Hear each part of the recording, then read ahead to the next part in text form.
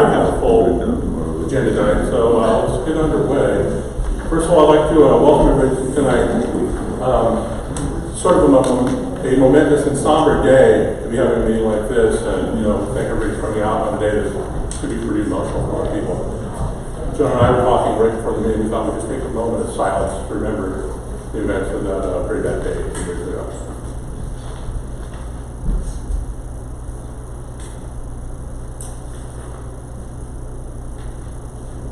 Okay, thank you very much.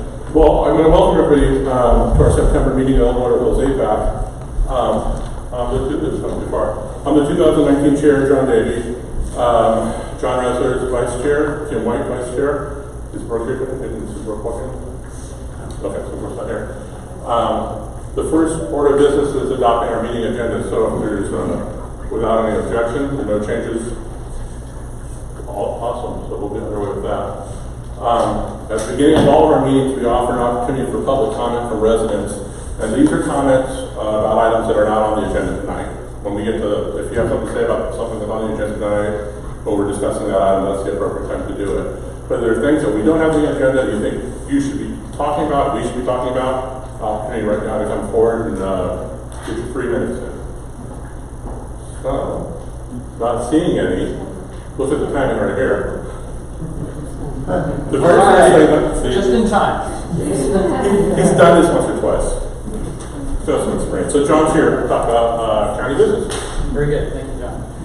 And I'm going to keep it short this evening since we had our community council meeting on Monday, and I don't want to repeat a bunch of stuff. So I wanted to share with APAC some of the upcoming things on the Planning Commission agenda, just to make sure you know what's considered there. And I don't know if our Planning Commissioner has been forwarding these to you or not, but they should start coming available to you if you haven't been getting them. First thing is the vineyards, which you've talked about several times, right? It's now in the final EIR stage, and they're projecting the fall for the Planning Commission hearing, which might be October, November. Well, we talked to Michelle, and they'll be here probably next month. Next month, okay, so good.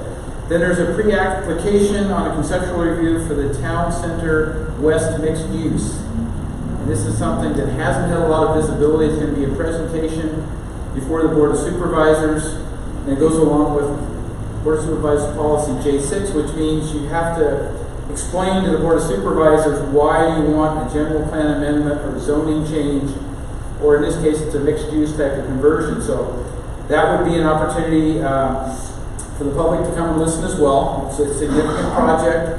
I don't want to get into the limited things I know about it, but that's going to be scheduled for September 24th on the Board of Supervisors agenda, not the Planning Commission. And they've already reached out, when they're ready, they'll be here. Right, so that'll come. And then a commercial tentative parcel map, plan development, special use permit, and rezone. This is Montana, which you're also aware of, I think. They have a projected DEIR, which is a draft EIR, in late fall. So late fall, I'm guessing November, December. I'm not sure if you've been updated on that or not. We haven't heard from them, no. Okay, and then a revision to the approved Ridgeview Village Unit Number 9 tentative subdivision. And these are, as I understand it, it's relatively small revisions. Proposed revisions to approved map consisting of addition of a phasing plan for financing and phasing purposes, realignment of the approved offsite sewer line serving the subdivision, and conversion of oak impact mitigation to oak resource management plan. So that hasn't been scheduled yet, but it is in the works, and so again, I would guess this is probably late fall. And then the final one is Central Alba Hills specific plan, and that has had kind of a moving target for some time, but currently, as I understand it, it's tentatively scheduled for the 14th of November to present it to the Planning Commission. So again, that was October, and then it's moved out to November. Again, subject to change, but those are the items that are lined up there. So with that, I'll just ask if anybody has any questions of me that I may be able to answer. Great, we'll turn it back over to you guys. You missed around dinner. Yeah. Thank you. Yeah, certainly.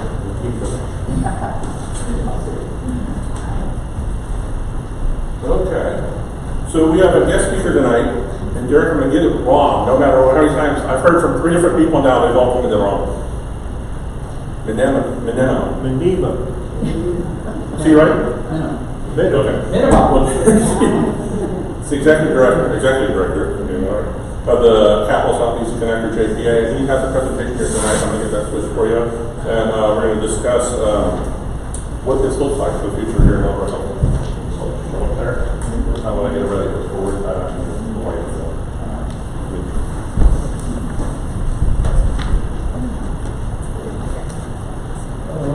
Good evening, everyone. Happy to be here. Again, my name is Derek, and I'm with the Capital Southeast Connector. I'm here tonight to talk about our improvement project on White Rock Road. So here's a little bit of an aerial view of White Rock Road in El Dorado Hills. White Rock Road has been in long-term planning documents for many years. We're actively underway right now with planning, the engineering, and design to make this a 4-lane facility as it passes through Sacramento County into El Dorado. Can you talk into the mic a little bit? Not loud enough for it? How's that? Is that a little better? Great. I mean, we're at the age now we have to be precise. I hear it. All right. Sorry about that. So just real quick, the Connector Joint Powers Authority is a regional agency, and it was formed in 2006, and it was formed for the purpose of bringing 5 agencies together to work on a regional roadway project. And so these are the board of directors for the Connector JPA. Supervisor Idle is your representative here. We meet monthly down in Rancho Cordova, Friday mornings, 8:30 a.m. on the 4th Friday of the month. All meetings are open to the public. We also have a website and Facebook page where I'll share that information later. But just a little background as to, I am not a El Dorado County employee. I'm actually a Sacramento County employee. But since so much of our project is in Sacramento County, we kind of take the lead on this regional planning effort. So just to orient you real quick, White Rock Road is south of Highway 50. Crosses through at the Sacramento County, El Dorado County line. Just as you start to go down that nasty hill towards the railroad tracks, and this is that whole kind of entrance into El Dorado Hills on the south side of Highway 50. And it continues up towards Silver Valley Parkway interchange, which is part of our project and was opened in 2016. So this is primarily the project that we are planning and doing engineering work on. So just real quick, show of hands, do folks live down in the White Rock Road area? Is that kind of familiar? Okay. I mean, I wasn't so sure. This is, a few miles away, but, it's nice. Glad you're all here. So this is the project. And like I said, it ends at the Silver Valley Parkway interchange, which was a huge accomplishment for El Dorado County. That project was in the works for over 20 years and was 99% funded by development impact fees. Only about $1 million came from the state on that. The rest of it came from development impact fees. And so we were really pleased to open up that project. We started construction maybe in 2014. It took a couple of years, but I hope the region feels it's an excellent benefit to the traffic and accessibility and mobility in El Dorado Hills area. So what we're currently planning on right now, and we're actively working on, is a 4-lane project from the county line to Latrobe Road. And in the future, we will continue from Latrobe to the interchange. But the only work that I'm actively working on today is the piece between the county line and Latrobe. So it's about 1 mile. These are some of the major roads in that area. And the reason why this is such a high priority for our agency is just because of the increase in traffic over the many years. I mean, these are actual counts from the last 10 years, and you can see a nearly 50% increase just in the last decade. So with the development coming in and continued economic growth in the region, we anticipate these volumes only to increase, and the need to take a 2-lane road to a 4-lane road is really the nexus for the project. So this is probably something you're all very familiar with, but I wanted to give you some numbers to give you some context to just how important this is. So this is our planned project. If you're familiar with the area, there's already setbacks, right? So the houses and the development are set back. We have no need to go into your yards and backyards. We're not tearing down any walls. The road right-of-way is really set. And so what we're doing is taking this 2-lane road and widening it to the north side, which is already set back, and then restriping for 4 lanes. You'll see there is a raised median that is planned. I already had a question already about whether or not that median would be planted with vegetation. At this time, the answer is no. Now that could change, but the reality of maintaining long-term landscaping in the county is a financial constraint that right now this area doesn't particularly have. So I know other areas in the county have landscaping and lighting assessment districts. In this particular location, we don't have anything identified.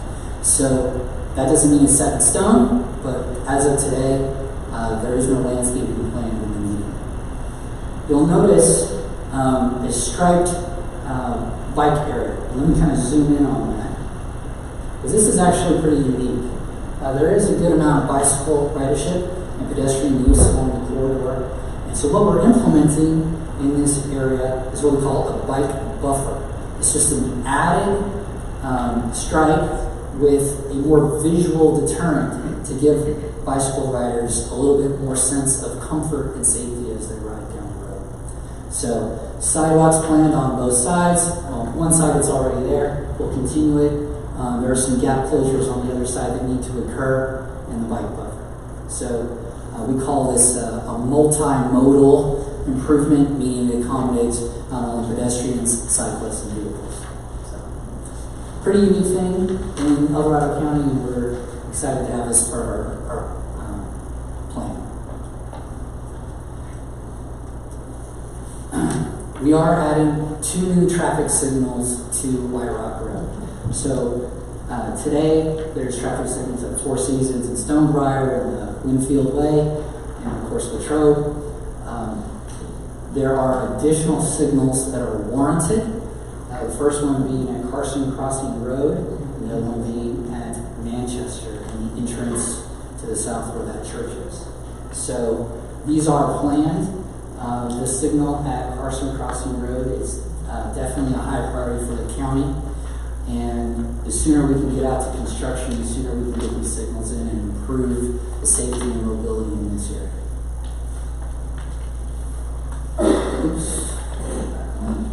So just a real quick update on some of the work that we are doing. The project is environmentally cleared and approved. We prepared an environmental document and adopted that back in 2015.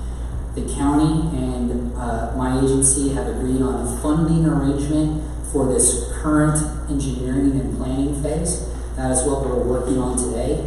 I brought a board that shows the details of the designs that we're working on. We're doing that in collaboration with El Dorado County.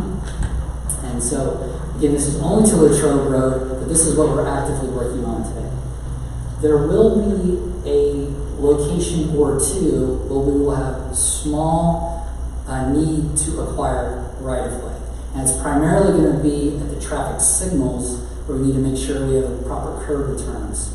So while there won't be any acquisitions for residences, there will be some minor acquisitions at the intersections to accommodate traffic signal poles, controller equipment, things like that. So along with any improvement, there's also underground utilities and overhead electric lines, things like that. There will be minor relocation of utilities that will be required, and we're coordinating with our utility companies on that.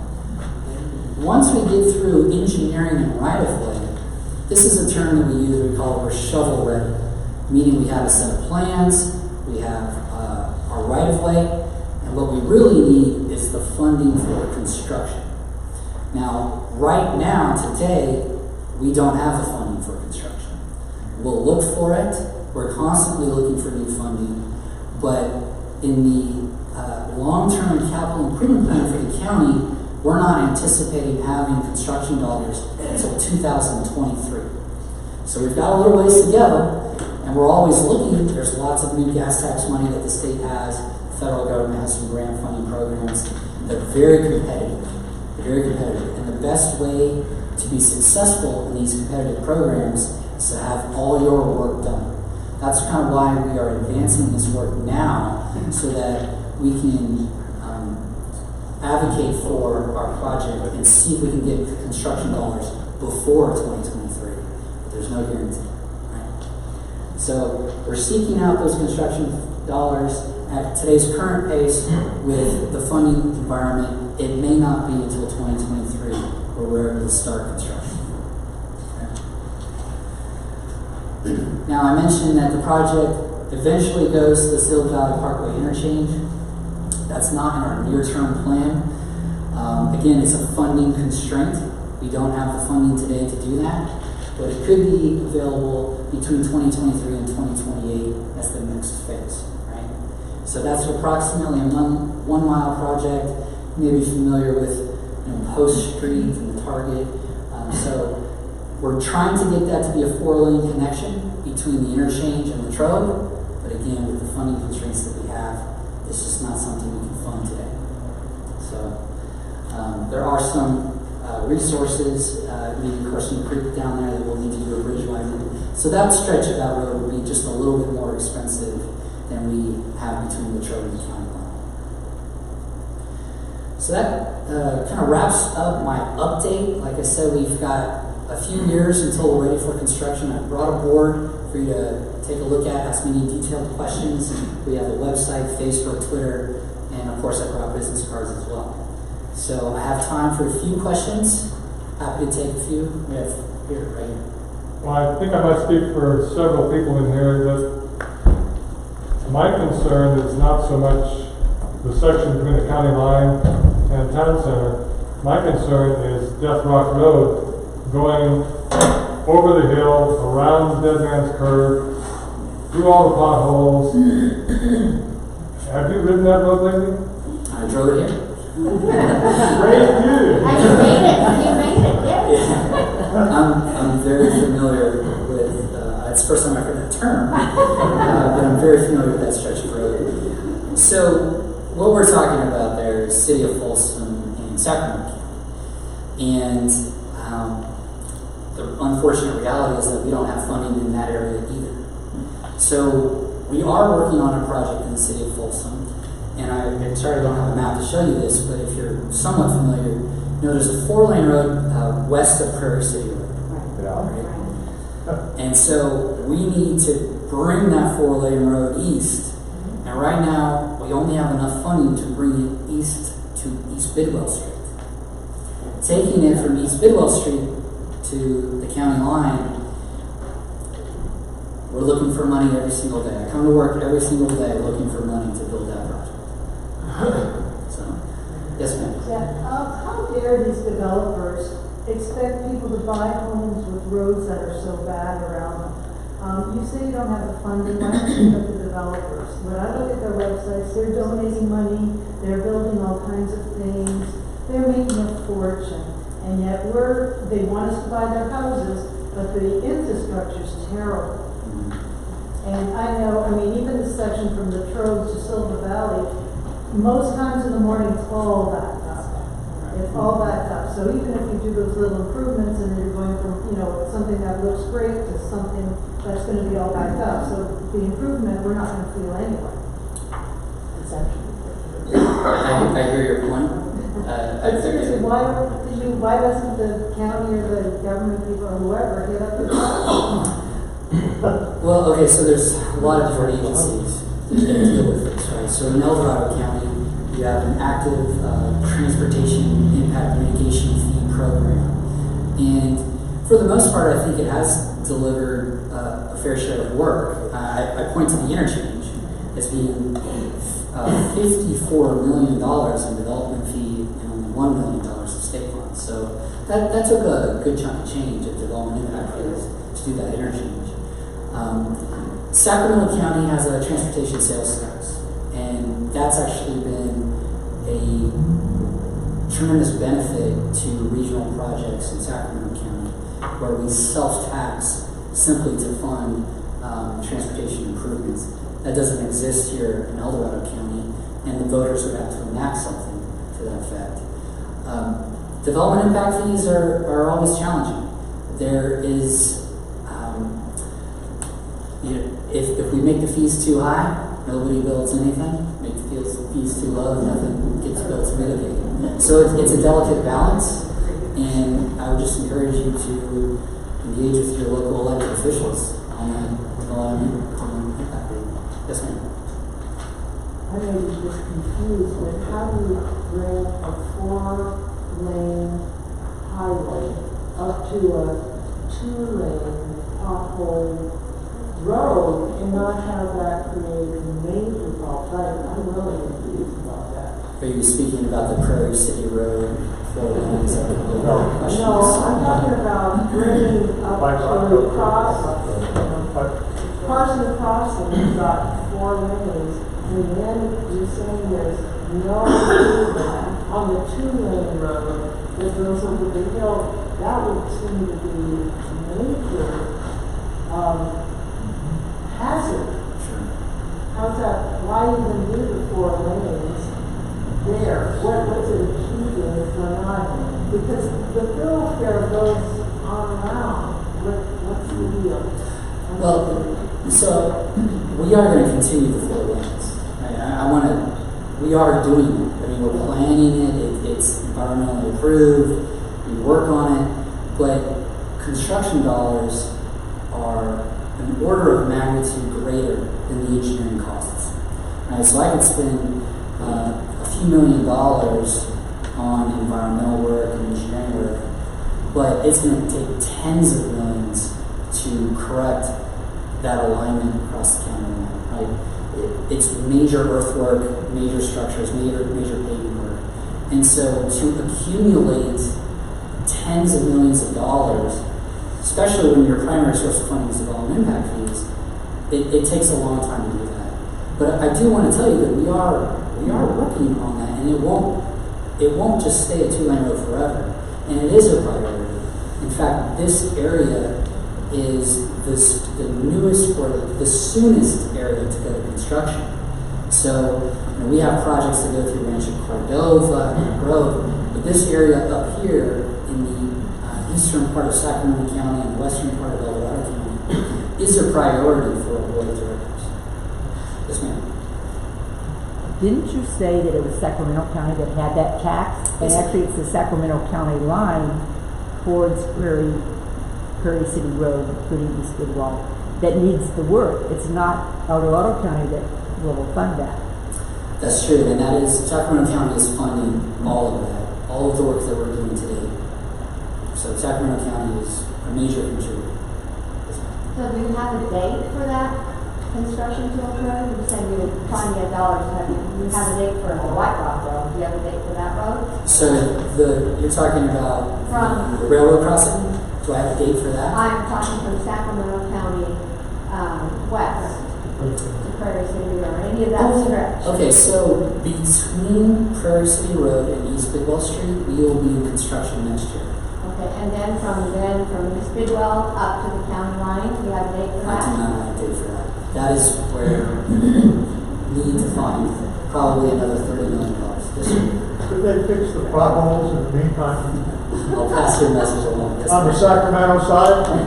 Yeah, most of us good about it. What's the speed limit on this road, on this section of the road? It'll be 45 miles. It'll be 45. Yes, sir. Two questions. With respect to the traffic signals that are going to be on White Rock, are you working with El Dorado County DOT to sync them, and are you guys contributing anything to the intelligent traffic system that El Dorado County DOT is developing for the entire White Rock, Latrobe, Highway 50, Silver Valley area? I'm not familiar with that exact effort, but if you're talking about signal synchronization along White Rock, yes, that is planned. Absolutely. Okay. And the second question I had really does go from Latrobe to 50, the Silver Valley Parkway. I know you set forth here construction might start in 2023, but you also said you're not going to be funding the parts you've already approved until 2023, so it seems likely that will be delayed. Are you working at all with Costco or El Dorado EDH 52, which owns that big 45-acre site and the 19-acre site off Silver Valley and 50, because they're looking to build there. If Costco goes in, if it's approved, if it happens, if they're looking at a huge number of people. They say Folsom's already built out for Costco. They expect Costco that's built here to be pretty much at max capacity almost immediately. You have White Rock going from 4 lanes where you ended the Latrobe, very quickly going to 2 lanes and then going to 1 lane in each direction. If you have a Costco where they're anticipating that they want to go, that's just going to be a classic, I'm not going to use the word, but it'll be a classic confusion, shall we say. So what are you guys thinking about that? Because you cannot wait to widen that road if Costco goes in and EDH 52 builds 200,000 square feet of other business and stuff on the other side. So I'm not in contact with Costco, but I can certainly circle back with El Dorado County DOT and the planning department to understand that issue a little bit better.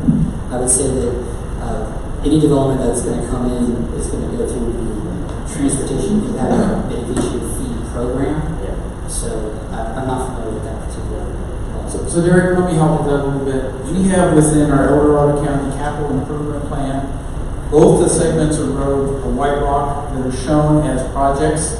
We also have estimated costs and time frame. One of the things I'm doing right now, working with our Director of Transportation, is insisting that he move that 4-lane expansion close to Silver Valley up as far as we can within that CIP program to get it constructed, recognizing Costco and other businesses are getting ready. I think he's gotten that message, but I don't control how he does that program, right?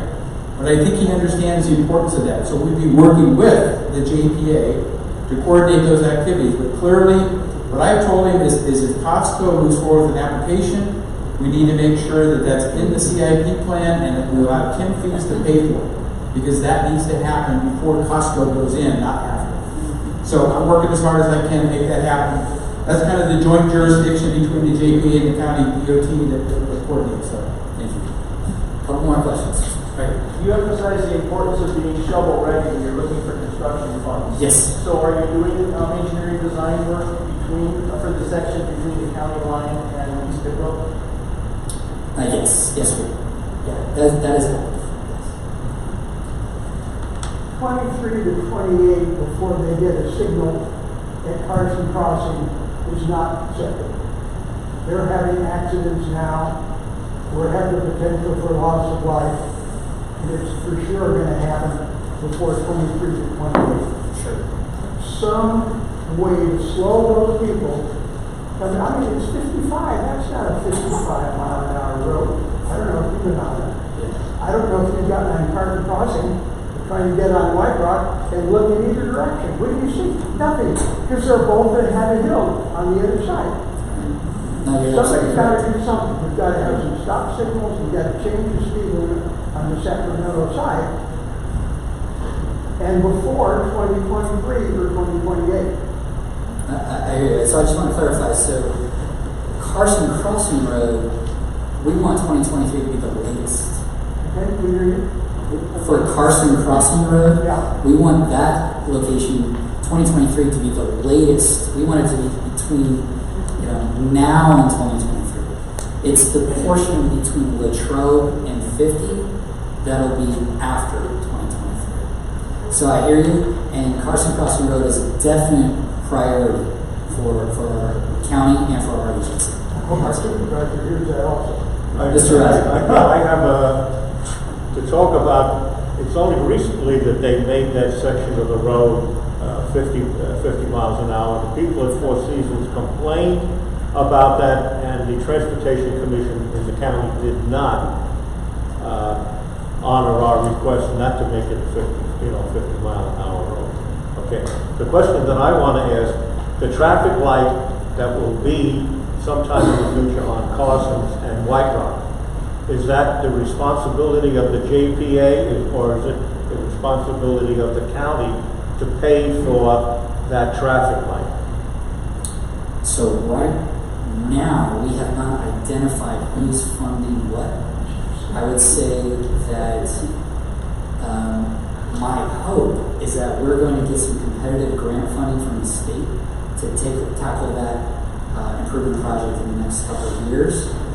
If it ends up being that we can't find funding, then it's El Dorado County's 10 fee program that would need to fund. Just a second question. I just want to clarify, it's not the Transportation Commission that controls speeds on our roadways. It's the CHP working with DOT. And there's a rule in state law called the Rule of 85, which says if you go out and measure the traffic levels and it's posted at 45, and the 85th percentile of the traffic is traveling at 55, you have the right to increase it to 55, despite accidents and other things. So our state laws are a little bit peculiar in the way they're worded, because they're not encouraging people to slow down and safe practices. They're encouraging people to speed up. The faster you go, the higher the speed limit. That's crazy laws, but that's our state law. So I just want to make that clear. We don't have a lot of control of that at the county. My second question. We have some people in the audience here who live on Bailey Circle. Yes. And if you look at your map, they will be unable to make left-hand turns onto the new, I'm going to call it the new White Rock Road. And many of them feel that's totally unacceptable, that they would have to come to the Four Seasons traffic light, make a U-turn, and then go back towards Latrobe.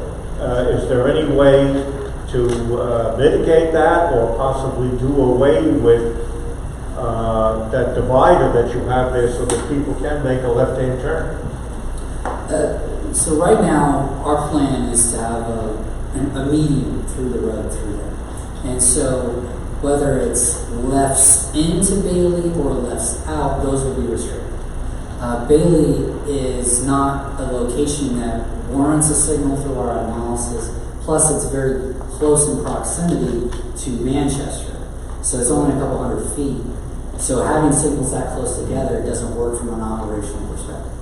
So that's what we're I don't think the people from there can go from Bailey to Manchester to make that left-hand turn at a future traffic light. I mean, this is going to be a big problem. It's the same problem. What's the name of the street on Silver Valley where they can't make Trotta? Trotta? Trotta has the same problem right after the elementary school. They can't come out and make a left-hand turn during most of the day. And that's a big problem for them, and I think for the people in Bailey Circle, it's going to be a big problem for them also. So, and I realize why you want to do that. You don't want to restrict the flow of traffic coming down White Rock by having people making left-hand turns. There's several reasons there, but it's a lot has to do with the proximity and how often we have traffic signals on the road. All right, so we don't really plan to have traffic signals closer than a quarter mile. That's not an ideal situation from operation, safety, design. And so the location there just Bailey is in some ways, a private lane entrance and not a public road intersection. And so that's based off of all the analysis, engineering, and circulation planning efforts in the county. It's not shown to be a full signal at that location. You don't need a signal. Can we just put a break in the median there then, so that we can still get out and turn left? No, I don't think that would be. Even for emergency vehicles. How's that? Thank you. Any last question? There you go. Do you know what the fees are for construction of homes in Folsom? They're building 11,000 homes and they collect fees. Do you know what the fees are per house? I'm sorry, I've heard numbers like 25,000 various fees, which would be $275 million collected by various agencies. And I just wonder where all that money goes. Thousands of apartments. They're building 11,000 homes. And the fees are horrendous. Going to the cities, counties, where's the money go? Well, it's a difficult question to answer. I don't know Folsom's fee structure, but I can say in general, those fees go towards the construction of sewer facilities, water facilities, parks, drainage, long-term maintenance. I mean, there's a lot that goes into those fees. So it's not a transportation fee, it's an infrastructure fee. And so it goes through a lot of different. Well, no, it is, but it's just one component. Right? So, well, thank you again. I've left cards. Happy to stick around for a few minutes. And again, thank you, Supervisor Idle, and thank you to the APAC for the invitation. Thank you. Thank you. Thank you.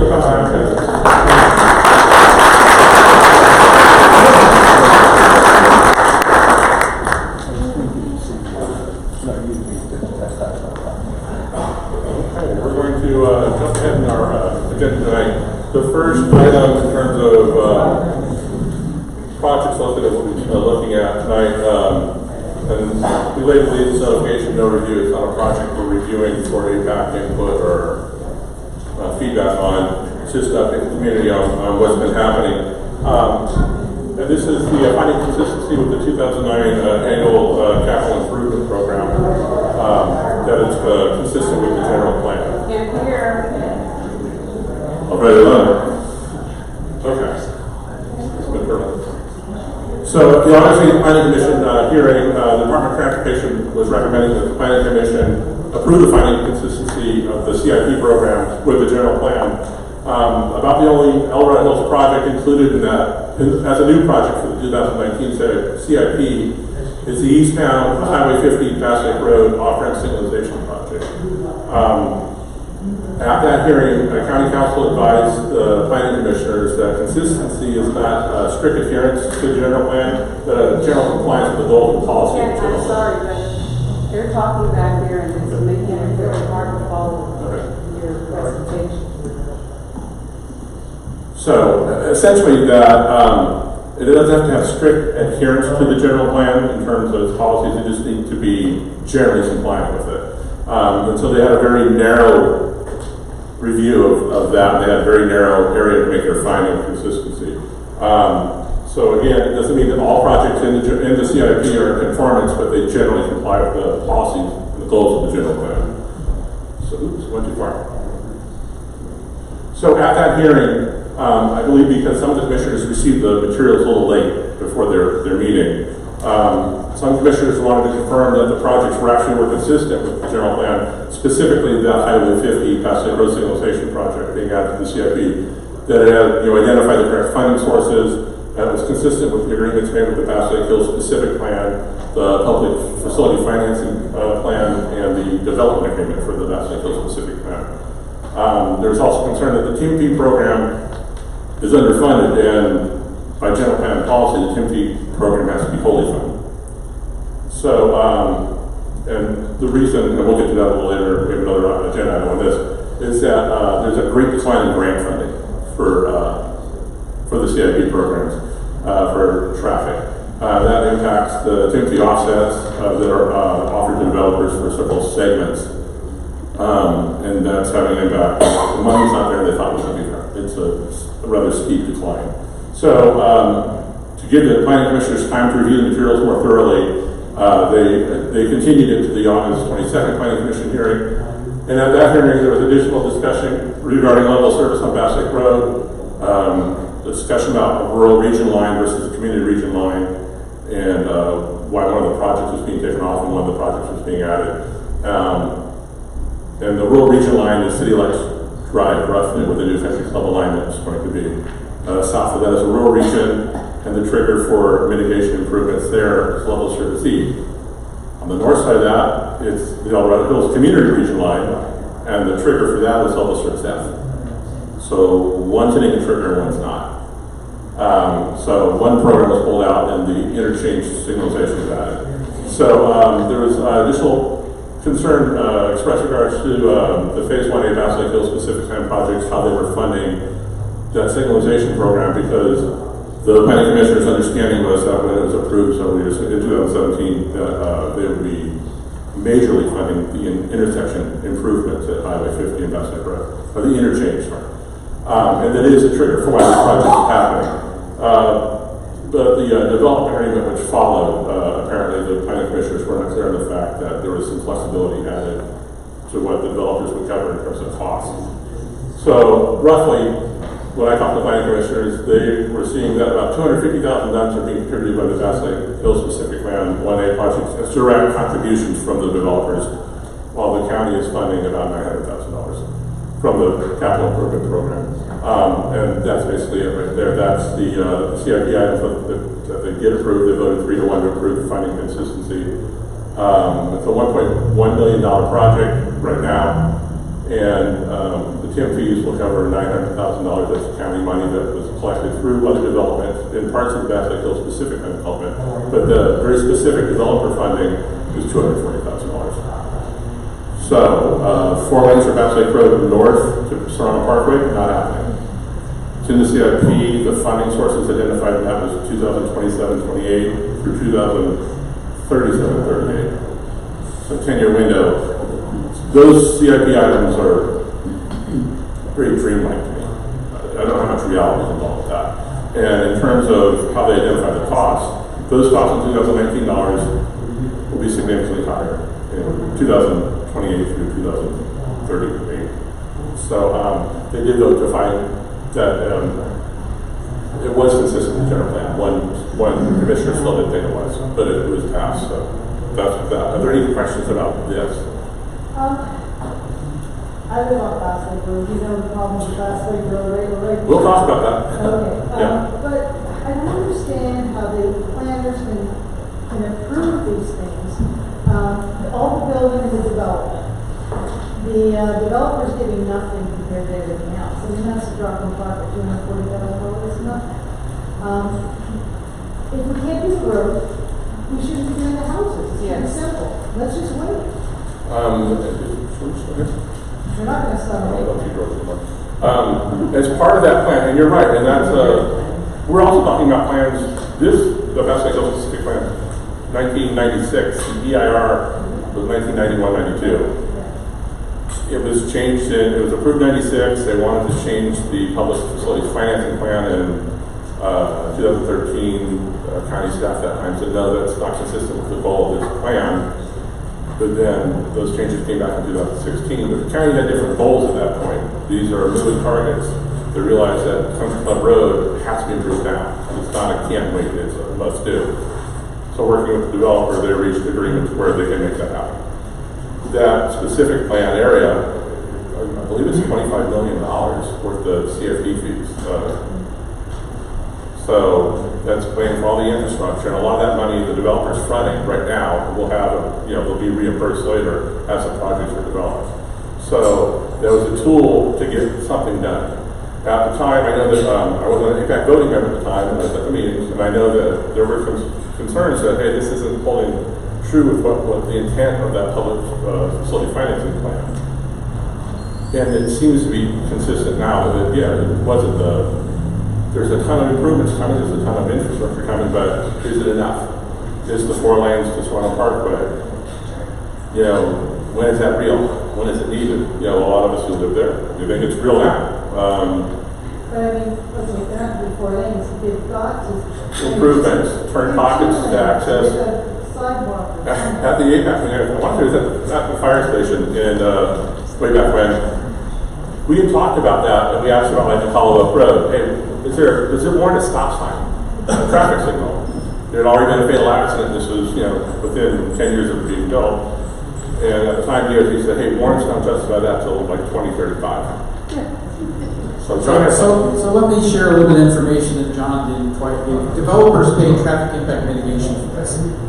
Those in Zone 2, which is the east side of Bass Lake Road, are about $22,000 per unit. And then on the west side, they're about $29,000 per unit. So they pay traffic impact mitigation fees for the roadways. Then there's a Highway 50 traffic impact mitigation fee as well. So they are paying for infrastructure, and those funds are used to fund the CIP projects.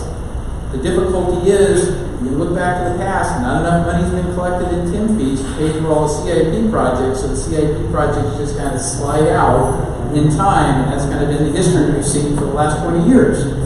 So we're trying to reconcile it and change it. The only way you change it significantly is by increasing the TIM fees by significant amounts, which our Department of Transportation came up with some numbers that they proposed, which are not compatible with trying to encourage economic development or anything else. So we have this quandary of how do you collect enough money to pay for all these things when in the past, for 20 years, you weren't collecting enough money for it. So that's, I want to set that aside, that the developers are paying for impacts as part of the TIM. The second part. They add it to the price of the house, right? Yes, they do. So Yes, they do. And they sell the house, they get the money. Yes. Yeah. So it's really not. But it's not like the county isn't receiving the money to make the improvements in the infrastructure. It just has never been enough. And a lot of reasons for that, in my opinion, is those projects get deferred. The TIM fees are paid by the developer. Everybody expects the roads to be improved because the TIM fees have been paid, but the TIM fees that they pay go to be used somewhere else within that traffic zone of something that's been sitting there on the list for 10 years because it hasn't been funded yet. So that's what Measure E on the ballot, No More Paper Roads, was all about. So for those of us who voted and participated, that's what Measure E was trying to make sure people recognize at the county level that, hey, we can't go on the way we're going. We have to make some changes. And I don't know where all the solutions are for moving that direction. The second thing, and I'm not sure we're going to talk about, is the traffic analysis. It's being done by Parker Development Company. We'll talk about it when we do J7. Okay, so we'll talk about that with J7. I have a question real quick about that. Yeah. Is that Bass Lake Road in totality, or is that Bass Lake Road near the project? Because I never was clear of that from the planning commission. I don't know the exact length of the scope. I believe it's I've only always near seen the that project, measured but I don't know. dimensions. But that's a benchmark where you Yeah. go in and say at least at this location is a 4-lane road justified or not, because that's what that traffic study should tell us. What is the level of service currently with the 2-lane roads? And if the level of service is level service E and it approaches F during peak demand, then our general plan says you can't allow any more development until you've made improvements to the infrastructure. But then you get into all the other stuff about when does it really occur as opposed to being planned, right? The concurrency issue. So we should have some near-term data that will give us a better benchmark of where we are on Bass Lake Road and the need to go from 2 lanes to 4 lanes. Well, how about 2 lanes that are actually safe? I mean, you can make 2 lanes like Francisco with a median and sidewalks. I mean, if it's not right for fun, but you can't have Bass Lake the way it is now with the traffic. I mean, stop building, just don't do it. Nobody wants it anyway. Where does the money come from to pay for the things that we need if we stop building them? I mean, Well, if we're not going to get the road, we don't want you know. And to John's point, that's the damning part of this whole thing is that there are no capital improvements without development. They're paying for their impacts. So you can't get any capital improvements to improve capacity because if the capacity is not coming from a development, then the dollars aren't coming either. And the other side of that coin is that there's no maintenance money either to maintain the existing roads as it is. So it's 2 things, 2 items. And that's I'm part of the not general fixing plan. it tonight, If but, you go back to Measure Y, the voters approved Measure Y, which says no funding augmentation can go for capital improvements caused by developers. The developers have to pay their fair share of all new development in terms of infrastructure. Okay, so that was a change that the voters made, to not allow augmentation of additional funds. So that's the other quandary we have, is without changing the general plan, it was approved by the voters, you're stuck with that as a limitation. So there's a lot of things that are under review right now that really need to have a hard look at what's going on, what needs to change, and one of the things you're going to hear about, if you haven't already, is the Board of Supervisors is seriously considering putting a sales tax measure on the ballot in November of this coming year. And if it doesn't pass, then we're going to go to gravel roads. That's all I can tell you, because the money isn't there. So what else will we do? So it's not a threat, it's just a reality. And one of the things people need to understand is over many, many years, over many decades, the county accepted substandard roads to be county maintained. They were put in without the proper base, they didn't have the proper treatment, they didn't have shoulders on them like they should have. And for whatever reason, the county decided, sure, we'll just go ahead and maintain those roads. We have an awful lot of miles of rural roads that has very little traffic on it that the county's trying to maintain. The county probably never should have accepted the county maintained roads.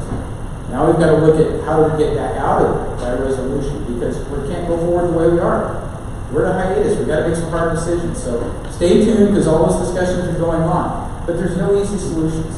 Well, I know Wind Communities is a very wealthy company, and, and they were allowed to back out of some of these road improvements. At this thing everything was plan, so many years ago. And here we are now, we should be able to adjust as we go along because the economy's different, everything's different. And it shouldn't be people's lives that are at risk every single day. There's been a lot of incremental changes because the Bass Lake history goes back to the late 1980s, early 1990s in the specific plan.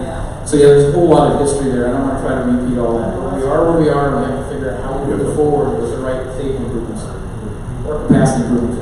By them not improving Bass Lake, now a lot more traffic is going to come down Sonoma Parkway, which is going to increase that. We don't even have stop signs, we don't have stop lights. Sonoma Parkway or Silver Valley. And we still have a lot of speeding. People go through the stop sign. So And now they're going to direct more traffic down through Sonoma Parkway. I don't Well, and that's a concern we'll have, if COSTA becomes reality and they want to make an application, is that, if it's there at Silver Valley, people to the north and rest to North Cameron Park, when they're going to that store, they're not going to go down Silver Valley Parkway because we know the traffic there. They're going to come down Bass Lake Road, hop on the freeway, and then get off at Silver Valley, where if Country Club ever gets built, but they won't be going to Silver Valley Parkway. So Bass Lake Road will be impacted by that, plus the Safeway, the Santa Ridge Shopping Center is opening soonish, 2020, and then more stores the second quarter. So that will be another magnet. They expect that will be serving the upper Dorado, the Bass Lake area, parts of Rescue Parks, and Cameron Park. But once that's in, then we'll see the impact, whether those analyses were correct or not. You mentioned the Silver Springs Parkway opening up because that's the biggest impact I see coming, and that's coming pretty quick. That's 2020. We'll talk about that tonight too. Okay, good. So, is there any other questions on this? And was that fair about how the planning commission? I listened to the recording. I didn't get to attend. You did? Okay. Well, I thought maybe you might have got some feedback. Okay, so we're going to jump ahead from that because we have a lot of catch to do. Basically, this is Bass Lake Road, the eastbound exit, Highway 50, Marble Valley to the right. This is where I need to go. This picture from Marble Valley, you'll see that when the cars come to the stop sign and the stop, the control there, the line, you can't see north on the intersection, so you have to cheat your way out. So hopefully the signalization will provide the improvements and make it a safer environment. There'll be 2 lanes turning left. Somehow we're getting 2 lanes north underneath there. Bridgeworth's expensive. I don't know how that's north, but 2 lanes north from there. This is looking back towards it, so you'll see the stop signal for the intersection here. And then, oops, not too far. And then, I can't control this. And then this is the other side of it, where the west off-ramp or the westbound on-ramps are at. And then that's the existing Country Club right now, which will go away. So we're going to jump ahead. Oh, sorry. And then this is the CIP item for the old interchange improvements, which basically said it was all one interchange improvement program. And they're talking at the time, I think this is $6.2 million. And that's kind of ambitious for an interchange, but the signalization is 1.1. Oops, I went too far again. So we're going to move ahead to Dorado Village J7. This is an existing approved project in the Bass Lake area. So we can push button. So it was approved for 71 attached homes, multiplex homes. The project site's next to their currently constructed J6 right up against the wall of Bridlewood Canyon. It's about 10 acres, a little less than 10 acres. So they've come back with a request to modify it to 65 single-family units. The density is about the same in terms of physical, but in terms of residential units, it's less. And they're going from 3-story homes to 2-story homes, which is, in the Bass Lake community, is specifically Bridlewood Canyon. That's a benefit for those residents. So when this came to the Planning Commission on August 8th, the Department of Transportation provided a determination that frontage improvements along Bass Lake Road for this project site would not be required now because the final 4-lane line of Bass Lake Road in that area won't be necessary to apply from the general plan. So I'll get to where I have a problem with that. The road frontage improvement fees would still be collected and they'll be used later when necessary. And that'll satisfy the condition of approval. They'll write a check and they'll have the money in hand instead of bank account. But we don't know where these stand. So the planning commissioners expressed concerns about those improvements to Bass Lake Road in total in the area. that they weren't forthcoming. The DOT suggested they wouldn't be necessary. They questioned the status of the conditions of the Serrano Development Agreement, which expired in 2009. It was a 20-year development agreement from the original 1989 specific plan. And they asked staff to come back with an audit of the current state of the development agreement in terms of have all these conditions been met, where are we at, are we fulfilling everything, is everything being met? So, I have to walk over. Okay. So they continued to August 22nd, and at that hearing, they reviewed the development agreement analysis that Park Development worked with county staff, and they have a matrix that showed that out of all those conditions, every condition in that development agreement has been met, with the exception of the Village J Lot H 12.5-acre parkland dedication to the CSD. They believe that's imminent. They're working with the CSD right now. And Kevin was kind of provide a map of some of the conceptual look at what that might look like as a phase one for the 12.5 acres. So also, the only other condition they haven't met was the open space dedication, the open space within the development. And the specific plan and the development agreement, it indicated that they would offer that open space to be managed by either the county or the CSD, and if neither of those bodies wanted to accept that, the responsibility for managing that, then it would fall back on the developer. So they are in the process now of determining how they're going to manage it, how they're paying for it, but they will do it, and it'll be through their HOA. The CSD or the county did not want to take that open space. I'll say responsibility, we'll call it liability. We'll take that on without funding. If it's not being paid for, why would an agency want it? It's just more dollars they have to spend on their out of very meager funds. So, in addition to that, so they addressed the development agreement. The questions about Bass Lake Road capacity, the current traffic conditions, the ultimate alignment were discussed because forever there's been a 4-line alignment on that map for this project. I'll show that to you in a minute. County Council advised that either the Bass Lake Hill specific plan to the south or the El Dorado Hill specific plan were conditions to provide the 4 lanes. However, in the EIR for both projects, it shows Bass Lake Hill's got revised, but in the El Dorado Hill specific plan from 1989 for Serrano, it showed Bass Lake Road by 2010 as a 4-lane divided arterial, a major road. So. The Planning Commission, the Toronto Associates were a little taken aback because I guess county staff had talked to them rather last minute and saying, hey, yes, we're going to the road now. A few days before the hearing, which is not the right time to do that. To be fair to the applicant, you need to have these things in front of them so they know, you know, the community knows. So Toronto Associates is conducting a traffic analysis right now for county review, the DOT and the planners. And the Planning Commission voted to continue on to their October 24th meeting. And that allows them time to conduct a study, to analyze it, and then come up with an assessment of where it's at. So, real quickly, that's like J6 is right here, the shopping center of the Safeway is right here at J5, the lot H is up here, and the 12.5 acres roughly in this area. This is J7 between the emergency access road for Runaway Canyon, and it's right on this curve. And we'll show you picture or two. So this is the general lot layout of what they envisioned for this new concept of 65 single-family homes. Entry gauge right here. This is the 4-lane alignment. This is the actual alignment and how it will stay if they approve it without the frontage improvements. So I'm going to take a hat off here for a minute. I'm Vice President of the Bass Lake Action Committee. We have a traffic safety committee. We've been studying the Bass Lake Road impacts because we have not seen these improvements. I've been there for 24 years with people that are longer than me. Long promise. The development I live in, they promised they were going to contribute. Who knows where that money went? Woodridge, I know those monies. I don't even think stayed in Zone 8. So we've been looking at this. So we submitted a letter to DOT about the traffic concerns about this specific area. I'm jumping back and forth from Serrano Parkway up through Magnolia Hills. So it's supposed to be 4 lanes, there's no improvements. This project, J6, they're not doing the frontage improvements here either. So, as I jump ahead, with my hat off, Ron was kind of on capacity, took pictures for our traffic safety committee. This is Runaway Canyon. The entrance fee for J7 will be about right where these cars are. He's standing in the driveway here, there's the other driveway. This is on a blind curve, the lake is right here. This is from the J6 driveway looking back. The J7 driveway would be about right over here. These trees, as part of the lake, you can't stay around with it. At night, you can see headlights. During the day, you can't. And that is a very sharp curve. It's 40 miles an hour. This is from the J7 driveway looking back at Bridlewood Canyon. You can see the proximity.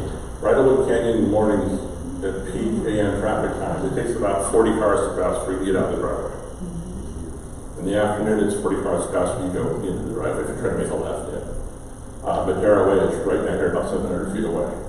It's 490 feet between these driveways, 700 feet to the next driveway, and 700 feet to Silver Springs Parkway, which will be constructed. This is the J6 driveway. I've been behind 4 cars that have driven over this curb already. So this is a close-up of the 4-lane alignment, which will go right through the entrance gate at Bridlewood Canyon. The county owns the right-of-way for this, and it's been planned for a million years to be this way.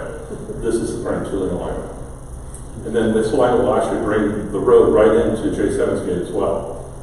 So we have concerns about in and out there, about the line curve, about the proximity between the driveways. We went ahead and pulled CHP traffic data from the state system. They only keep 10 years worth of data. Between Dorado Parkway and Green Valley Road, in 10 years, 113 reported collisions. There were a bunch of collisions that weren't on this because 2 of them might help pull people out and they're not in the report. There were 73 collisions between Bridlewood Drive and Woodley Lane at a distance of less than 5,000 feet. So 64% of the accidents were in this segment in 10 years. Interesting to note that Madera Way, which is right before that dangerous curve, but away from it, 6, 8, 9, 10, 11, 22 collisions in 10 years at Madera, which has a left turn lane. The other thing that we found compelling was at Bridlewood Drive, 7 rear-end collisions. They have 4 lanes of traffic, 2 on Bass Lake Road and 2 coming in and out. At Green Valley Road and Bass Lake Road, which has 8 lanes of traffic, they've had 8 rear-end collisions. They have triple the capacity of traffic. That's an odd number. The day I was sending this in, there's another rear-end accident at Bridlewood Drive. So, and this is Bridlewood Drive down here, and that's Woodley right there, and that's where the 73 accidents took place. So we had sent a letter in saying, hey, could we eliminate the lefts here? Because right now, as we just talked about, in Entrada, they can't make a left out of there. There are several places in Serrano, 2 other on Serrano Parkway, where they cannot make left turns because it's a divided road. So those residents have to go to an alternate gate if they need to go the other direction. They have connectivity between J6 and J7. There's a road that will wrap right around the base of the overflow right here and come out on this road. It's 1,000 feet away. We thought that was the easiest mitigation you could do. Hey, if you're not going to improve the road now, you're not going to do the frontage improvements, eliminate the lefts in and out. We'll wait and see at the planning commission. When we asked about when these improvements would come, when a 4-lane line would come, DOT and planners have been saying, well, future projects will fund it. Here are the projects that are approved right now, or they're in construction, or are proposed. None of these are conditioned to provide any improvements to Bass Lake Road. There's some minor improvements. Driveway in and out from this very small 36 subdivision. We asked where on this map. There's no place on the map left to develop. There's 2 parcels right here. Their neighbors, I've talked to them, they're not interested in selling. We'll have to change in 10, 20 years, but so there's no future project in this area that will fund the improvement to this section of road. So it's back to the Planning Commission on the 24th. We'll see the traffic impact analysis is the new numbers they come up with. I've talked to the planning commissioners.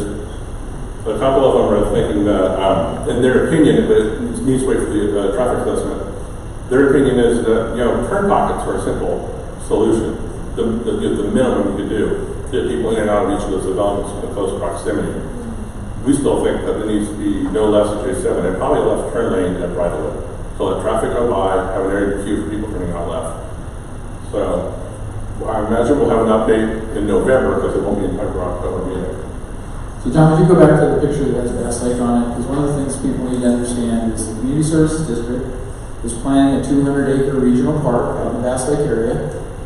And there's been discussions with the county, and the county, I guess, has started that. I was involved with and said the county basically was saying we have to pay fees for road improvements for the regional park. So I'm not sure if that's gonna happen or not. The board can waive those kinds of things, but recognize there's even gonna be more traffic associated with that regional park, because as the word gets out about what a great recreational opportunity that is, there will be people coming down that road, which is another argument for why I've asked our director of DOT to put back in a 4-lane CIP project on Bass Lake Road within the next 4 or 5 years, because it needs to happen. But the question comes to funding. You know, you put a CIP program on there, you put in the program, and you identify some far off future funding date or study, construction engineering. But it's got to be in the plan to get ever happen. So. Yeah. Well, that's like, can they put it in if it's not funded? The general plan says it needs to be fully funded. Right. They can project those numbers.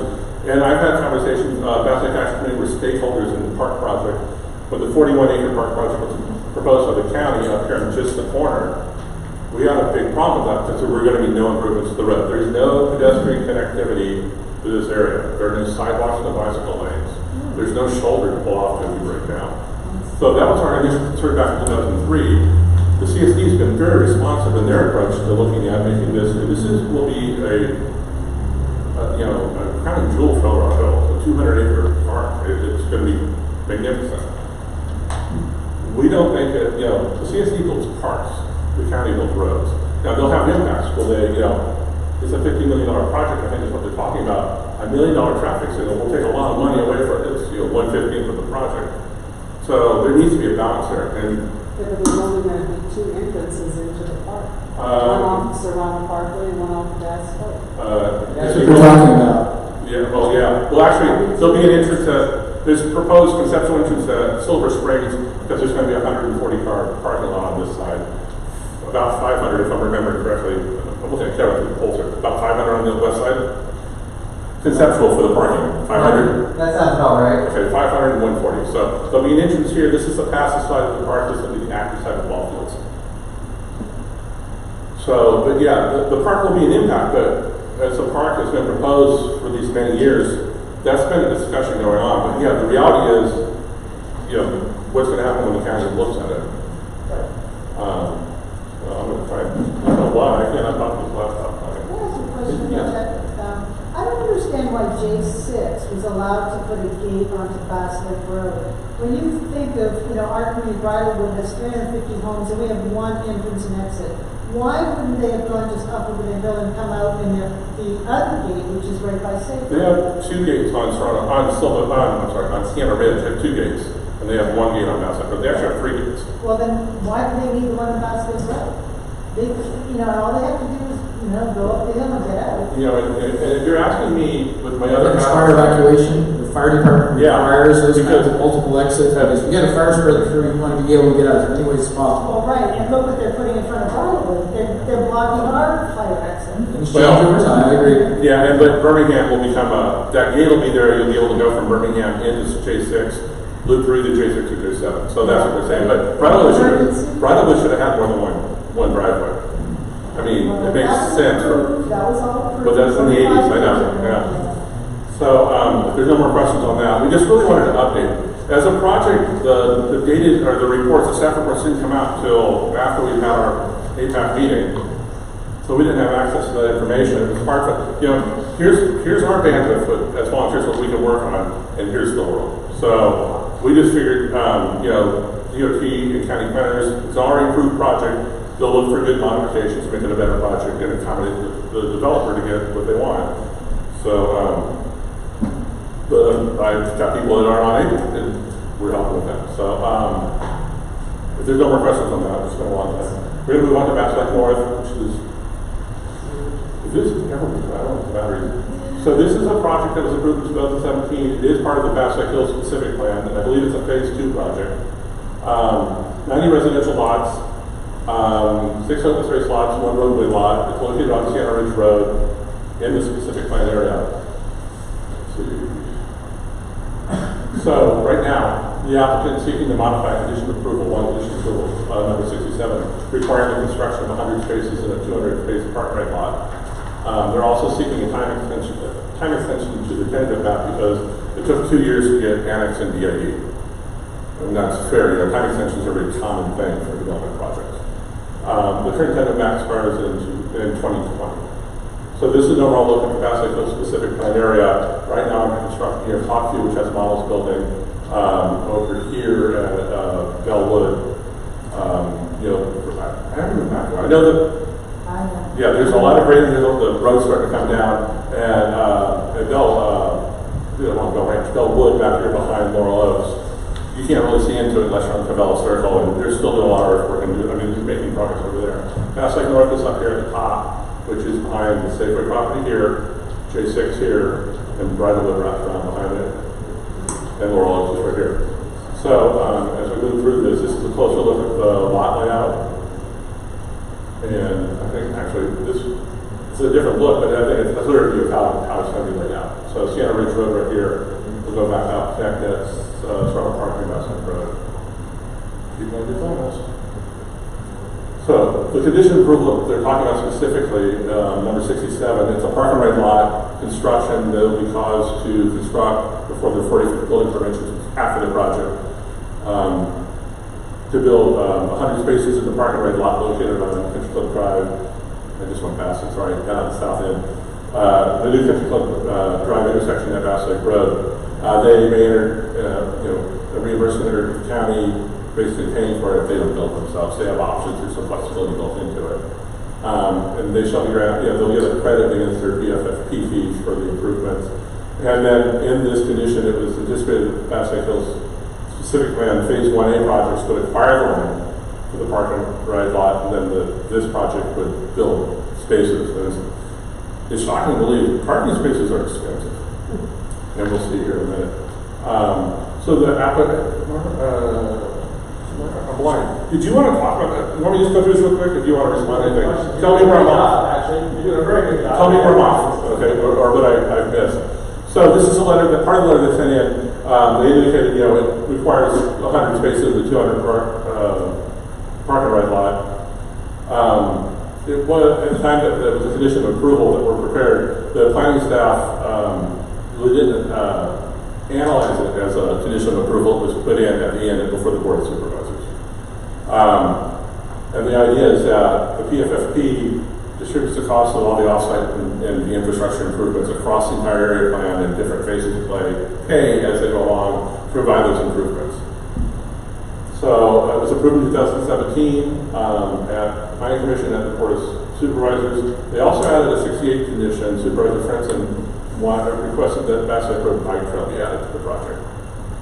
And the applicant indicates that makes sense, it's beneficial for the community, it provides some connectivity between Cameron Park and Eldorado Hills.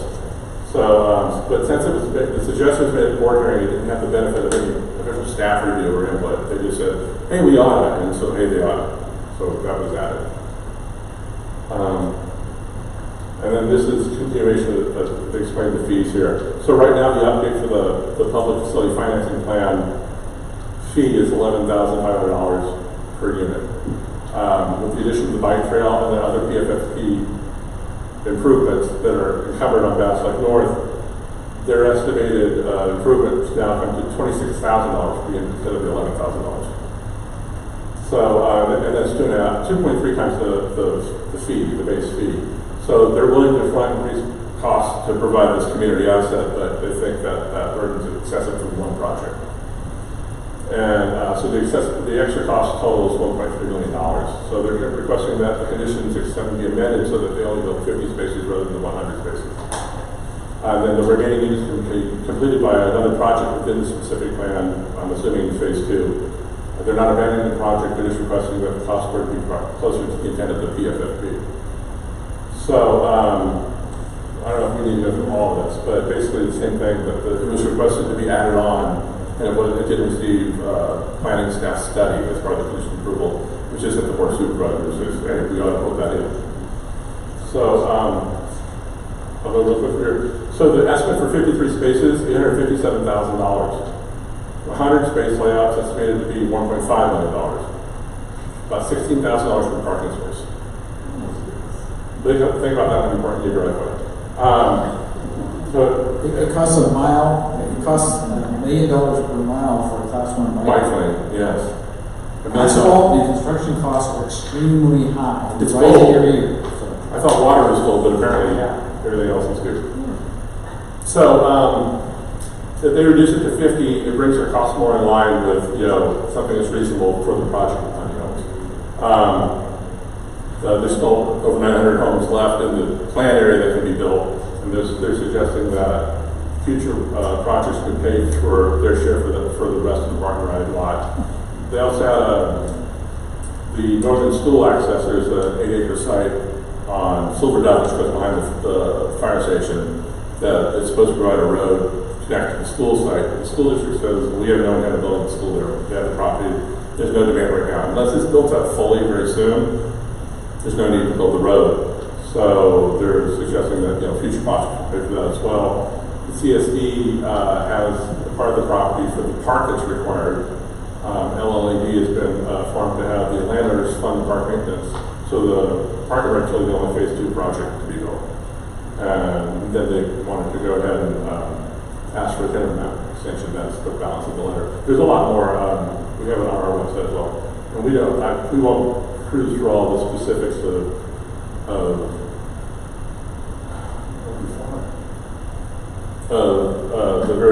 the minutiae of how these are planned and approved and what the conditions of approval are. But basically, they're asking to reduce their requirement to build 150. Was that fair? Yeah. Is there anything you wanted to add, or?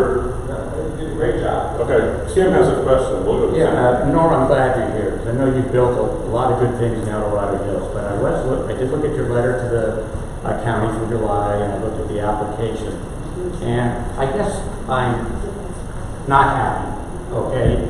The Planning Commission Board of Supervisors approved it in good faith. Condition number 67 was in there for a long time.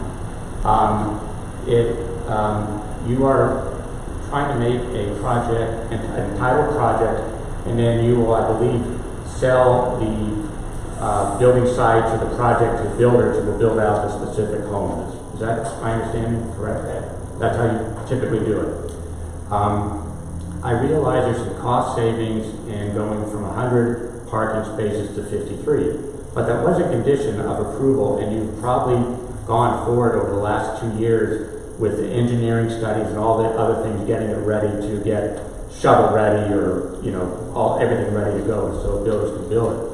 I think to come back sort of late in the game and saying you now realize you don't think it's fair because of the costs that are involved of building 100 instead of 53. In your letter, you do say there's an Exhibit A where you break out the costs, and you say attach the exhibit improvements, which amounts to 53 spaces. But when you did that, you used the cost of the park and ride of the $1,520,000 cost, not the 53 cost, which was $857,000. So the numbers are a little confusing in the exhibit.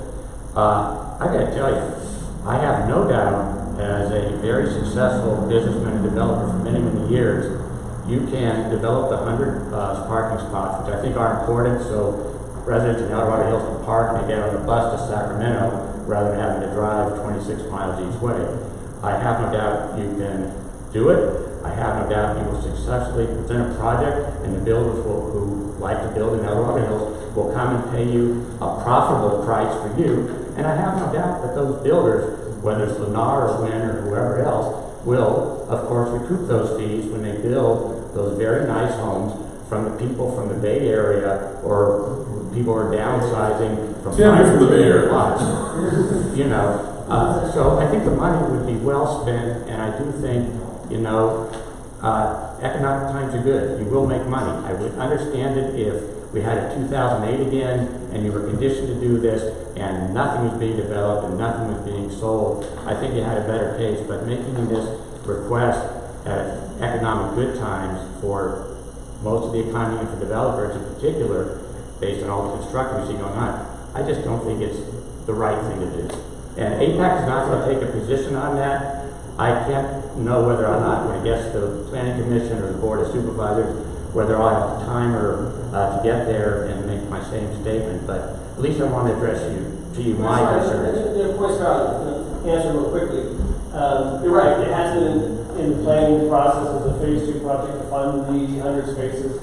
Quite frankly, it was stuck, there's not a nexus for the parking lot, it was just stuck in there like Supervisor Charlie Payne years ago, and that's how that was the FFP. The environmental impact report does not document that as a nexus. And so we studied and planned on it as a phase 2 project. At the board hearing, Supervisor Frenson suggested, why don't you build the rest of the Bass Lane Field, the bicycle lane, which was also part of the issue because we funded later, right? So that came forward at the board hearing, and as John mentioned, it's a little over a mile. It's $1 million a mile to build a bicycle train. That was not planned in my project. They got added to it at the very, very end. So then once we compared all the costs, we started realizing the cost was way up. So I agreed at the hearing to build the over a mile of bike trail, but we didn't know what the numbers were going to be. We never had the benefit of staff review. Once we got the benefit of staff review, we looked at the numbers, they got to be obscene. And that's why we requested building 50 spaces now, because in DOT supports, I went to DOT and said, hey, what do you think about this? They said, yeah, that's excessive. Yes, there's other key projects to do it. They worked out the numbers and said, yeah, we should probably build 50, and there's enough ladder projects in the public facility, Bass Lake Hill specific plan. There's enough units there. They will be conditioned to build the rest of the 50. Lennar Homes has already acquired the land. I negotiated the acquisition of it. Lennar actually purchased it, and the land is now owned by the Dorado Transit Authority. They actually own the land now. So that has been done. The design's been done for hundreds, and so it's a sort of a trade-off. You want this bike trail actually will connect Cameron Park and Dorado Hills. It's kind of a missing link in this whole bikeway system. So I think Sheila was right when she put that on the project. Yeah, it's a very important facility overall for the infrastructure to have that bicycle trail completed between Cameron Park and Dorado Hills. So it's just really kind of a trade-off. What is the most important infrastructure for the community? And I think I would agree with Supervisor Prince that the bike trail is more important. And that's really why we didn't say, hey, we should just take out the whole park and ride. It's a good amenity. I didn't say, let's just take it out and really make the numbers equal. We'll still build it. I guess my concern is that, you said DOT said, future build-outs on Bass Lake can pay for it. Well, I think the history is when we hear things like this, I'd like to identify which build-outs on Bass Lake are going to pay for it, have them sign up now, because otherwise these never seem to get done. And so we're going to be stuck at some point in time. All we're going to have the 53-car parking space. I mean, I quite frankly think the damn parking space, it could be gravel, and once a year you put in some lines that have a parking space, but that's a different issue. I love to build gravel, but the county has standards. I'm just saying that, again, we're kicking the can down the road on Bass Lake, and this is just one more little small niche item that if you get approval and you only do the 53, I think it's going to be very difficult. In my lifetime, I don't expect to see 200 parking spaces up there. But that's just my comment, and like I said, I respect what you've done in the past and what you're doing now. It's just that I just don't think this is right. I have a question for you about the bike lane. Are you now not going to do the bike lane that would connect? No, I'm going to build a bike park. The board action is required to do that. Yes. Say that again. Condition 68 of our project is to construct a bike lane between Hollow Oak, where it currently ends, all the way to Highway 50, which is essentially what is the current country club, which will become now a very fat bike lane. So in other words, it's going to A stop. little over a mile. So our project's condition is to build a little over a mile of bike lane. And how do you come up with that figure of $1 million a mile? That seems to be very excessive to me. That's been proven, and when you go through all these projects, that's what it pencils out to. Talk about park plans, and the amount of billions of dollars per acre of park plans. I mean, these costs are astronomical today. They're not realistic. I think I'm going to go into building bike lanes. Yeah. So But you can't use gravel, you gotta meet standards. So basically, George, we really have a choice. Do we get the bike lane that I know John would definitely want, or do we get 100 spaces, parking spaces for a parking lot? I mean, that's kind of, even though both were conditions of approval which you accepted, you're saying now it's sort of a trade-off, and you've decided that the bikes are more important than the parking lot. I agree with you. Are there any questions about that? Or we can ask one question? I'll ask one more. So do you have an idea when you might get this in front of the planning commission or in front of the board? I honestly do not know. They haven't responded to me. I would expect a couple of months. I would think that, would the time extension take priority if it's delayed? The tentative map Once extension? the application is in for request, time is old, so Okay. it's a function of staff time. They're very, very busy there. Okay, yeah. I can't. We've heard that. So yeah, all right. Well, I was just concerned if they had addressed it to you at all, so we can expect to hear about it. Awesome. Thank you for the good questions. We're going to do a couple real quick minor updates of just some things that are going on recently. Last week, Oakmont Dorado Hills had their grand opening event, and it's in town to the west, kind of.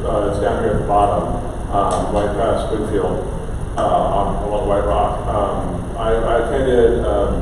It's a lovely facility, and I was trying to get a room there for one of my kids to put me there, but they, which will be tomorrow. But it was a really nice event, and it is a pretty nice facility.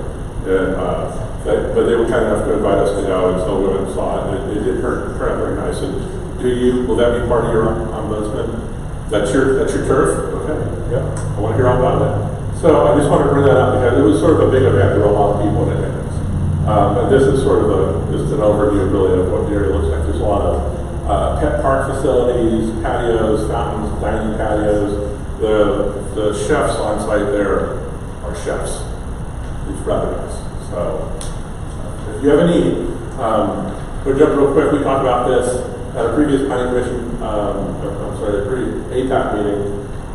Sierra Sunrise is a project. It's 8 lots here. It's technically in Cameron Park, but this is Woodley, and there's going to be a project that goes from Woodley down through here and into Woodridge, which is Dorado.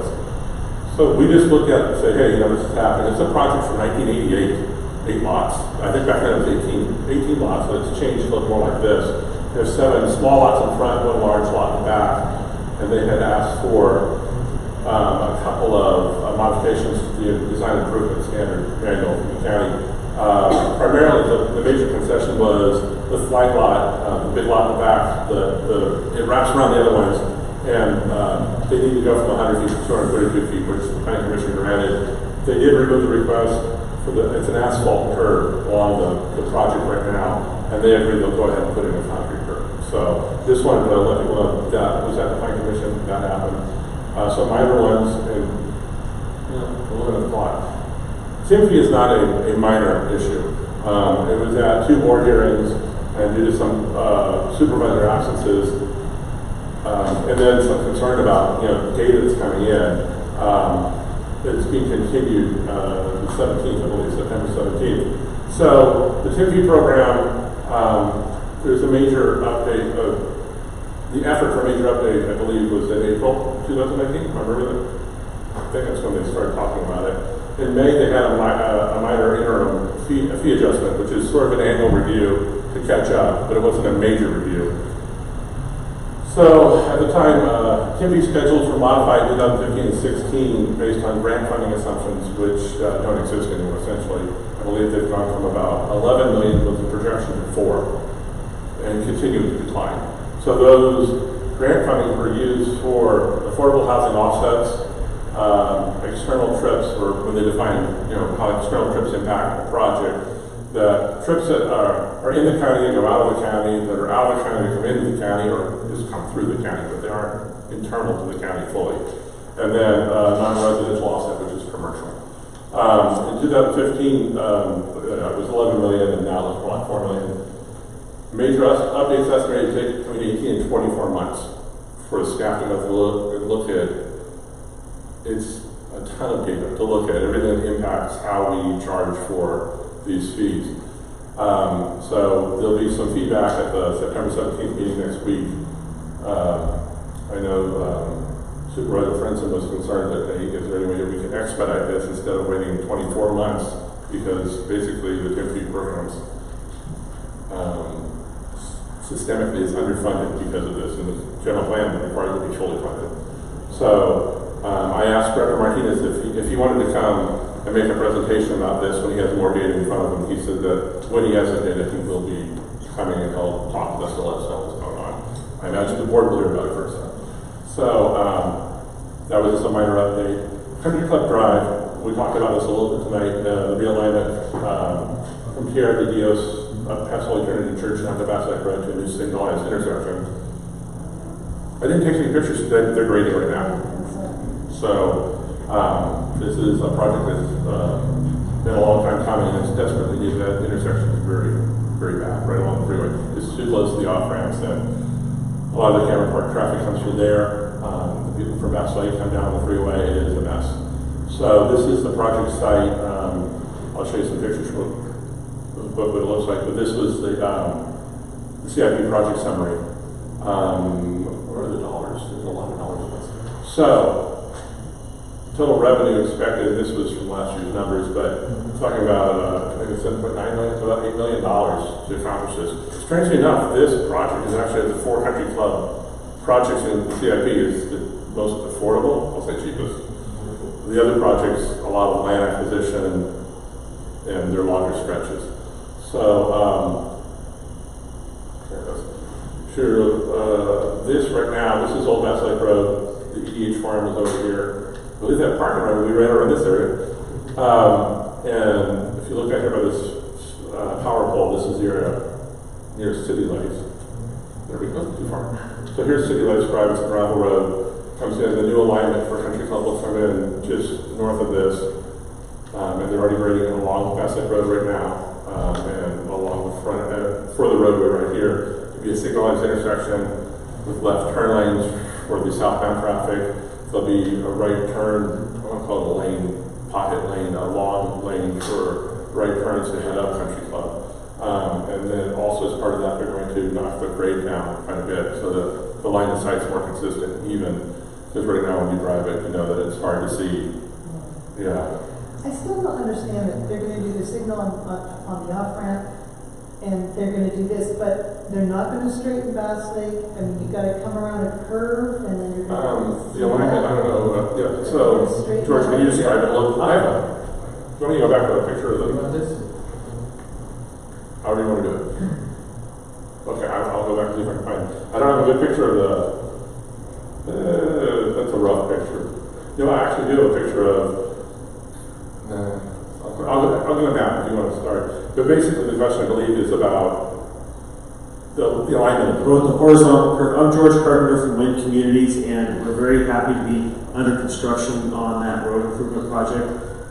We're trying desperately to get the whole thing done this year in one season so that the residents, both who are coming southbound on Bass Lake Road and folks who come out of Cameron Park, will be able to use it by this winter.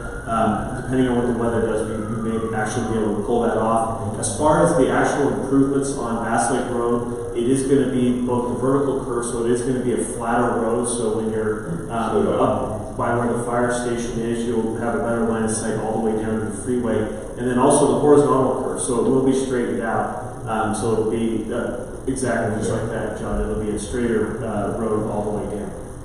Awesome. That's a pretty... that's an auspicious timeline. I mean, if it's weather related, obviously, but that's achievable. That's what the contractor's saying. They came up with some really good ideas about how to speed it along. The Department of Transportation is working with us, trying to get it going and get it done. Love to see it done. So how far up will you smooth out the, because once you're going north, you're like this. Yeah, so where City Lights Drive is, there's a little creek just beyond that, and then we'll carry it a couple hundred feet north of where that creek is, and then realign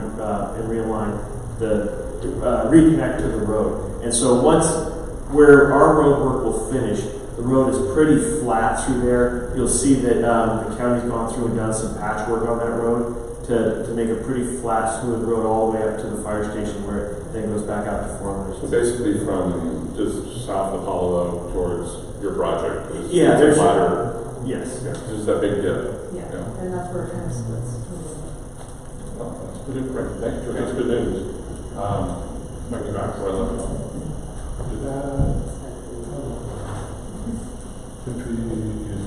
So we looked at the pictures, and I think what you talked about is this hump in the road down here. That, and then, so this will be a leveled out and straightened, the alignment will be straightened. The new road will come in just on the other side of this. That's the creek that runs through there. So this is the other end, my country club, and this is Terra de Dios, which goes up to Holy Trinity. And this is at the top of Holy Trinity where the dead ends right now. And then the rest of Lennar project are back here, Bell Ranch. And coming down the hill, that's like road back there. So the other one that John had mentioned earlier tonight was Silver Springs Parkway, which when we built our house in '95, the Asset Road's going to be realigned. When I looked up the documents, I think the time stamp on that was 1981. So here we are, almost in 2021. So it's only 40 years or so. But so this is at the Madden Curve at Sandhurst Hill Drive. Talk about all those elections, but Dorado Way is right here. This is where Silver Springs ends right now. This is the northern alignment that they finished, I want to say 2014 and 15. This is roughly 1,600 feet between the new intersection will be and where the road ends right now. The numbers on this are astronomical as well. There'll be some improvements past that at turn pocket for Madeira. Turn right in about 800 feet past that. 1,600 feet of roadway. This is heading north. This is the curve right here. The roadway will come through here. This is kind of heading south. The roadway will come through on that side. And that's a map of the location. This is the CIP numbers. $9 million right now for 1,600 feet of roadway. Now there's a lot of underground work. There's a lot of utilities. A lot of grading, a lot of, there's some water management, storm management. But this project was not $9 million when it started. But that's astronomical to me to finish that small segment road, which is one of the issues of why it's taking so long. But had this been built 10 years ago, it would have probably been maybe higher than that. So, but at the Planning Commission hearing on the 22nd, DOT had mentioned that this is one of the projects that will be in construction in 2020. We've been hearing every year, it's 2 years away, it's 2 years away. No, it's not even a year away. So that's just an update that's coming pretty soon, and that will provide a lot of connectivity and straighten out a lot of the traffic, that people have to run the north part of Bass Lake Road, which is equally dangerous. Substandard, no shoulders, pass bicycles all the time, uphill, downhill. That was a good update here from DOT. So last time we talked about tonight, we might be up before 9 o'clock. The Central Eldorado Hill specific plan, and this is a project obviously that a lot of people have heard about for a long time. 250-acre project. This is the original project design numbers from 2014 forward. The draft environmental impact report, I want to say, came out in 2015, and the recirculated is 2016. 16. The final comments in for that draft environmental impact report was August of 2016, and we haven't heard anything about it since then. So, there are changes that they're proposing. We don't know until they come out and say it. But as John hinted tonight, the final impact report's in. Development agreement has been underway with the county, between the county and the developer. It will be less dense. To what degree the final numbers look like, we don't know. There's a lot of concessions from the applicant to the county in terms of providing easements, right-of-way for roads, donating land for roads. Primarily, I mentioned Country Club Road, which will circle around through the Rayleigh's parking lot. So there are a lot of things that they're willing to provide to the county, a lot of upfront money, a lot of money for when they sell a home, there'll be fees for funding roads. When they resell a home, they're talking about a mechanism that will provide additional money, bring them a house as a resale. So we don't know the details until all that comes out, which is now envisioned, I believe, in November, is what we talked about. The complicated part about this is that this has been zoned open space recreational for the majority of the history of Dorado Hills, which is an awesome book, by the way, at Colorado. But the community has been rather negative on the concept of rezoning this for residential or commercial use. It was a golf course for a long, long time. The community wants to see it remain open space. It was sort of the hallmark of Dorado Hills. It came in and it's just a magnificent green area. It hasn't been green for many years. And I still have some gift certificates I didn't use for the golf course. I should use them. Very much worth it. They've expired right now. I don't know. I could probably walk on. be arrested. I've heard story from it. So the CSD did conduct an advisory measure vote in 2015, a different measure meeting. That measure was, do you agree that this should be rezoned for development? And at the time, and this is an off-year election, 91% said no, it should remain open space. Those are rather compelling numbers. Remember, it was an It's advisory vote. It's not a binding It was vote. just, It's it's what do you what's your think? opinion, you know. We should have a vote right now. What about these shoes? It's an advisory vote, but that really did take the temperature of the community to get 91% of the vote. And granted, it's an off-year election, but you had 9,000 people participate. And that was the only, it was a mail, was it a mail vote? It was mail only, right? I'm trying to remember. I think it was actually on the ballot. It was a ballot. Was it? Yeah. It was a ballot. Was it? Okay. The major on the ballot, yeah. Yeah. Well, I mean, it was a ballot, so I can remember it was a mail-in only one, but there was receipt. So, but those are compelling numbers about the sense of the community. Now, when they come back, I imagine that they'll want to say, hey, these are the things, these are the gifts that we're giving from the community, from the county. Whether it makes a difference in the opinion of people, time will tell. The overriding thing is those that they own the property, and they have a right to request a rezone. And I know historically APAC has always been concerned about the ongoing sort of churn of rezone. This area is identified for development as part of the general plan. So when this comes back, typically we ask for time extension. We'll probably ask for it right away so we can look at look at what the public responses were to the public comment, to the APAC comments, and then we'll probably need some people to help. So if you want to work on a project and become a voting APAC member, we'll be looking for help around Christmas time, it sounds like. And actually, that's not only true for the Central Dorado Pacific Plan, because that draft EIR was about 600 pages, a New York telephone book, and with all the public comments received from APAC, others from the Parks Not Parker group, I expect to have those included and answer that could add probably another 100 pages to that. So that's going to be a very extensive document. When people worked on it, APAC, Parks Not Parker, they broke it up into segments, traffic, biological resources, all the various components of the 20 or so components that are required in the EIR. Everyone took 2 or 3 to look at it, but APAC's now at about 6 or 7 active members who actually read the documents.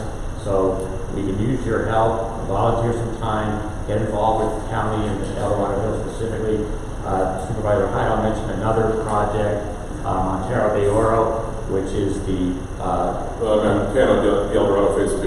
Yeah. Phase 2. Well, that's on White Rock, White Rock and Latrobe, and that's about This is the south of town center. 12 acres. That's 12 acres past Pottery World, and that is going to be a major development. A 100-room hotel was proposed, commercial, retail, and amphitheater. So, again, we've heard just generalities, but if we're going to get a draft EIR, we can use the community's help to get feedback as to what they feel about it. And it involves reading EIRs, which are quasi-legal documents. We will train you how to go through them. If you take a 600-page EIR, at least 200 pages will repeat what's already been said somewhere else and use the exact same language.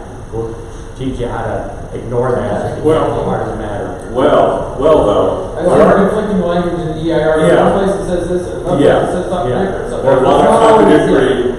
So, when we look at those, we gotta say, okay, we have to ask that question. Okay, we read this here. Which one's the real deal? What are we talking about? What's going to apply? What's just going to be a condition? Which satisfies these impacts, which mitigates. So, we can't, as long as they are verbatim and they're exact, we can kind of cruise on those, but you need to read it once first. So, I nominate Tim. And they're dry, they're hard to read. As Tim said, we're not experts, but we need people to help, and we'll tell you how we do it, and you can tell us where we're wrong, and maybe there's a better way to do it, or maybe you've had some experience in this. Any assistance is valuable.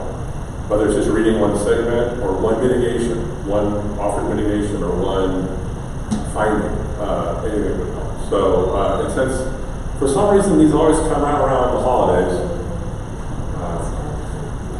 I will tell you, I've already talked to the planning department, said you better plan at least a 60-day review, and 15 days beyond the 45, and maybe you ought to just go to 75 right in front of you. Now remember, John, this is a final. It's only on the DIR that the 45 days is required. Right. So they can go. But they tend to think of 45 days as their standard, even though it's draft versus final. But Yeah. I've cautioned them, they ought to just plan for more time with this when they announce it.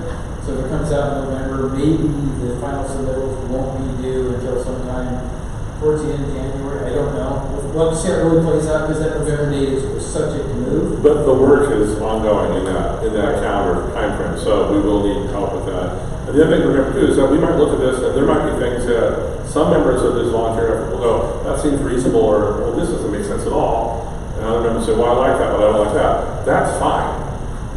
We'll send everything in. You know, this part of our membership thought this, and another thought that. But to provide the feedback is important, because it lends information, it gives that sort of sense to the community and concerns to the decision makers. And there are things that we might miss, that we might not even see.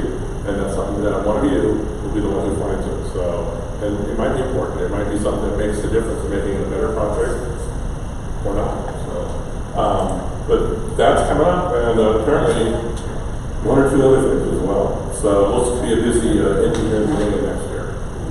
So with that, let's adjourn. We'll be back here. I know changes. Hey, that's my brother's birthday, by the way. I believe it's October 10th. Yeah. It'll be in our email when we'll send it out. But thank you everybody for coming out. October 9th. October 9th. October 9th. Well, that's close. But thank you for coming out on this sort of somber day. So we appreciate everybody attending.